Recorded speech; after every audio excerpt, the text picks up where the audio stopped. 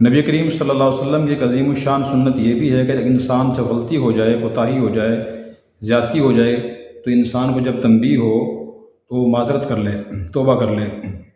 اس سے دل ملے رہتے ہیں اور آپس کے تعلقات بحال رہتے ہیں۔ اگر انسان غلطی پہ اڑ جائے، تسلیم نہ کرے، تو بہت سے تعلقات ختم ہو جاتے ہیں، انسان اپنے محسنوں سے، رشتہ داروں سے محروم ہو جاتا ہے۔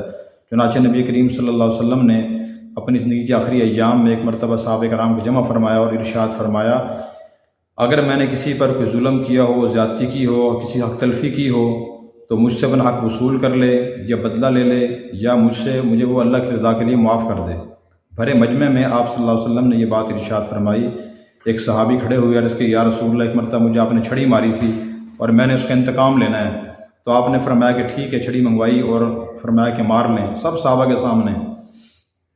تو پھر وہ صحابی قریب آیا اور اس کے یا رسول اللہ، جب آپ نے مجھے مارا تھا تو میرا جسم ننگا تھا، آپ ایک جسم پہ کرتا ہے، اگر میں انتقام لوں تو انصاف کا تقاضا پورا نہیں ہوگا۔ تو آپ نے دست مبارک سے خود اپنے کرتا اٹھا دیا، فرمایا کہ یہ لو، آپ ننگے جسم پہ چھڑی مار لو۔ اندازہ فرمائیں، اللہ کے نبی، امام الانبیاء، محبوب کبریا، محمد الرسول اللہ صلی اللہ علیہ وسلم، مدینہ کے بادشاہ، کتنے بڑے انسان تھے، اللہ کے بعد سب سے اونچا مقام آپ کا تھا۔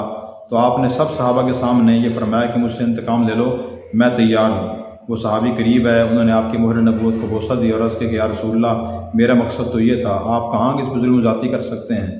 تو بھائی، بڑوں سے بھی غلطی ہو سکتی ہے، مسٹیک ہو سکتی ہے۔